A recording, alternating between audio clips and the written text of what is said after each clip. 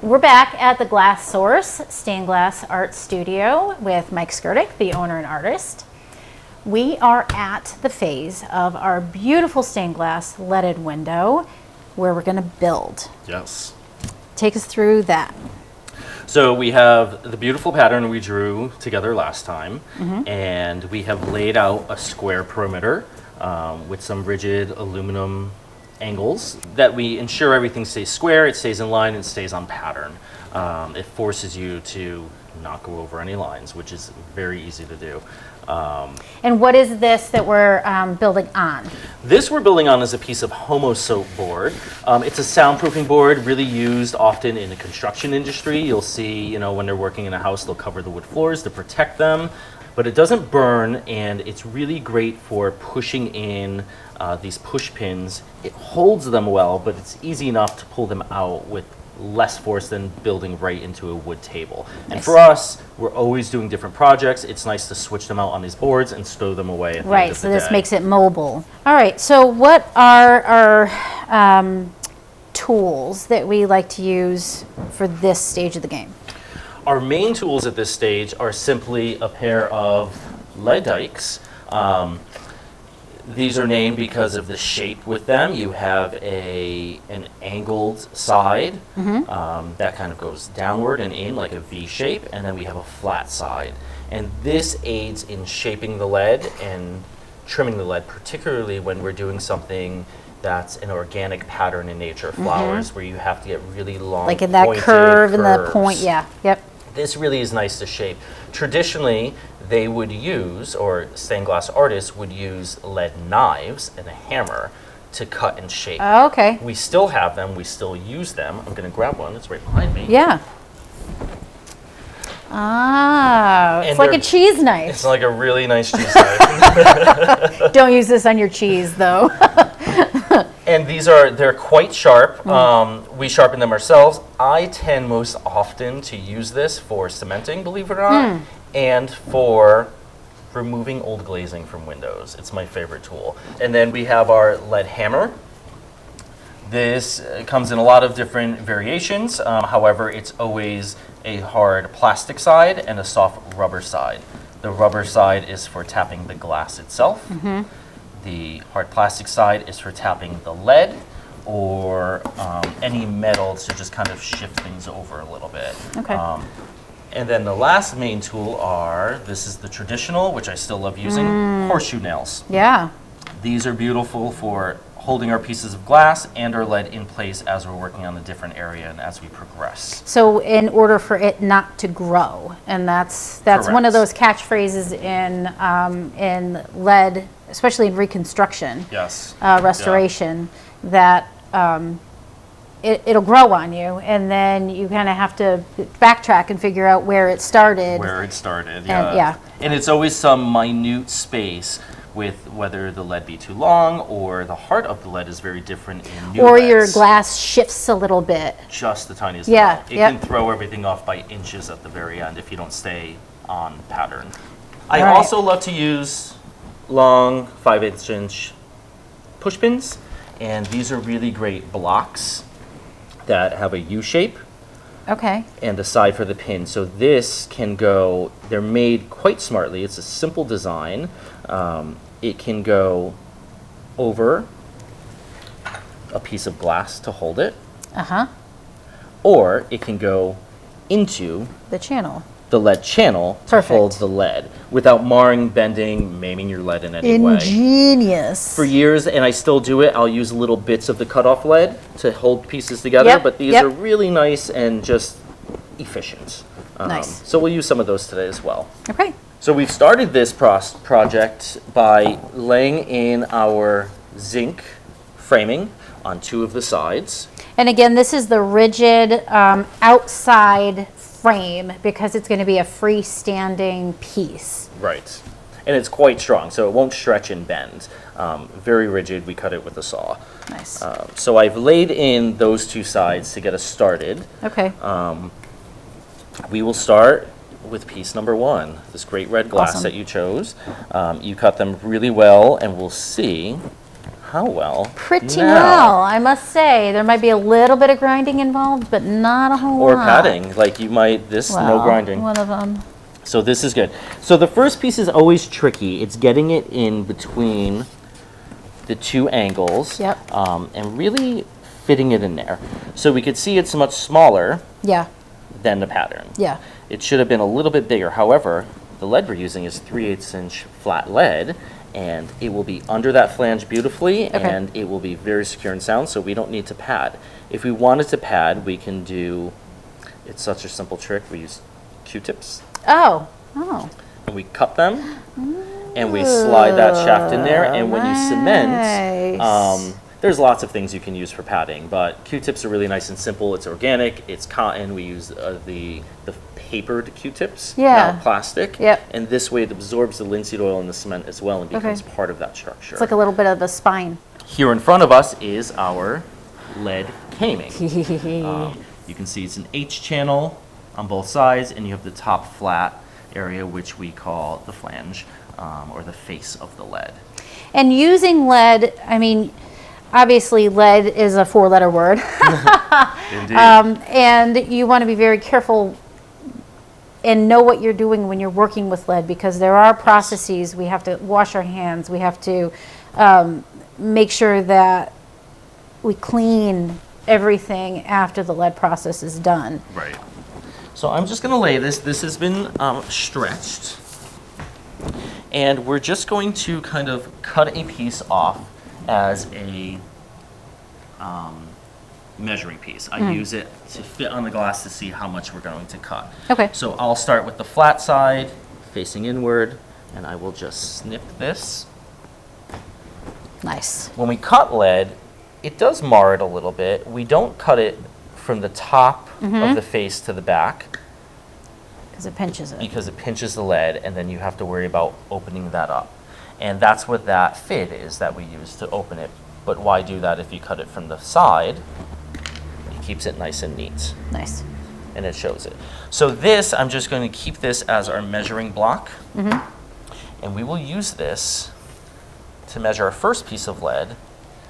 We go by the heart of the lead, the center wall that runs down, and we will just lay that on this line, and then we can see exactly where this first piece of glass needs to be cut. This first piece of lead needs to be cut. So how do we decide, because we're building this and we want it to be as structurally sound as possible. Yes. And the bigger that you get, the more structure you need as far as support, correct? Absolutely. But I think that a window this size doesn't need extra support, but we want to make sure that we can fit the longest pieces of lead possible? Or does that matter? It does matter. So we tend to practice a bricklay design in every piece that we can, every panel that we design. So we will strategically cut this lead so that this one will end here, Okay?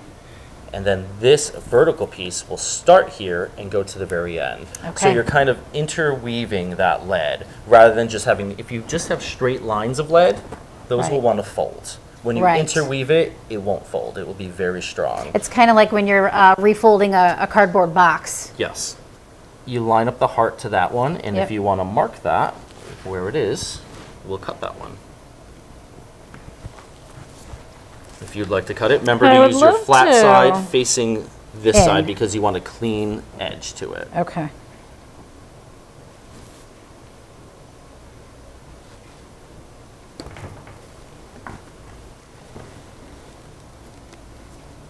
Perfect. And then we'll look at the ends because sometimes it cuts at an angle, and then we will clip one side and then the other to get it right And down. Makes it nice and clean. So you have a nice tight fit there. Perfect.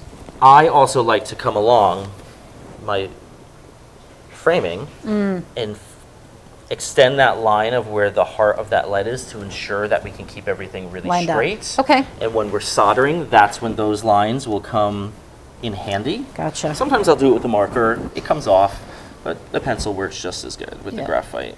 So that allows me to see this side. You line, again, the heart up with this. We will have this. Okay. And now you can measure a piece of lead to cut for that. And you will want to, once you cut the first one and it fits perfect, you simply cut 4 more. Okay. And your 2 sides, you have your pieces all set for you. All right.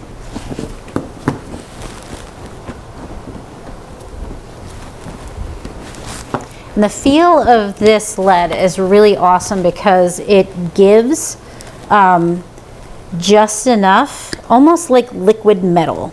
And that's a really cool texture and almost like mouthfeel, I guess you could say, if it were cooking. But yeah, it has a really good, with the tool, like a good bite to it. It's Yeah. not hard to get through, but it does take some force. right. All right, so now you're going to look for number 16, 15, and 14. Okay. And this is like so satisfying, just sliding these in to these spaces. Hold on. If they fit. I think I will get a fid.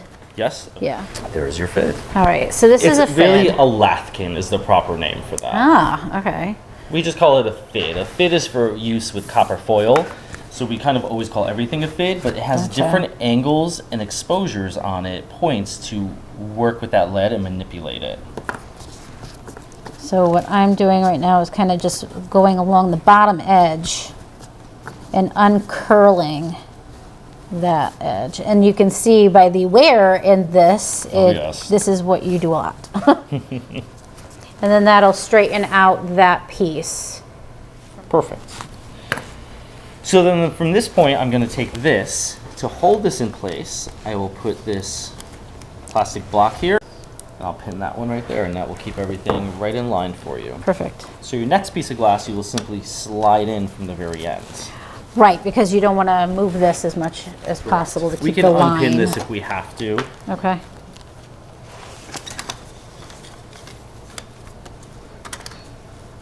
Oh, love it. Okay. So that's your first row, and then we can take this original block piece and just double check, and everything lines up perfectly there. Beautiful. You know, we have a little room to play with that. Well, Yeah. that would notch over a little bit. So from there now, you will do this side, and then we'll place those in. We'll do it a different way. I'll have you place these in with this, you know, with your piece of lead, and then we'll cut the long strip to go against 2, 3, 4, and 5 Okay, to brick lay, so we can see how that lays right in there. perfect. Okay. All right. So this is where the design comes in really well with the Sharpie, because I want to make sure that I have my glass on this side of the Sharpie mark. Yes. Because that's where the heart of the lead is going to be, and as long as it doesn't grow too much. This is a little bit close. This I one think we'll is. fit right against it because of the Okay. width of the Sharpie line that we drew. Gotcha. It accommodated just a little bit more than the heart of that lead. So at this point, we can take that out. And then you have, so when we drew this pattern last time, this solid line and the dotted line represents how far this This. overhangs your Gotcha. glass and also where your lead goes to exactly. Nice. Just put one for the moment. Okay. Oh, Because well, your you next want step to is- check the square, Yep, right? and the next step will be your large piece of glass, and we will continue to build around that. So that's nice and in line. Perfect. Okay, awesome.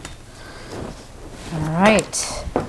So this is where we have to make sure that everything's clean, because one little bump in the middle of this glass and any kind of pressure, it just runs and goes.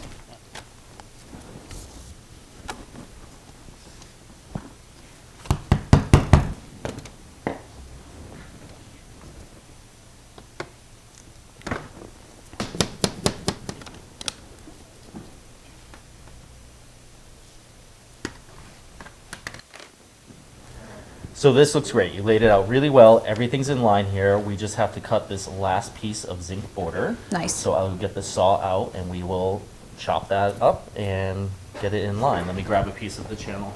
Okay. We just kind of line this up. This is great little jigsaw with a carbide blade just for cutting metals. And that kind of holds it.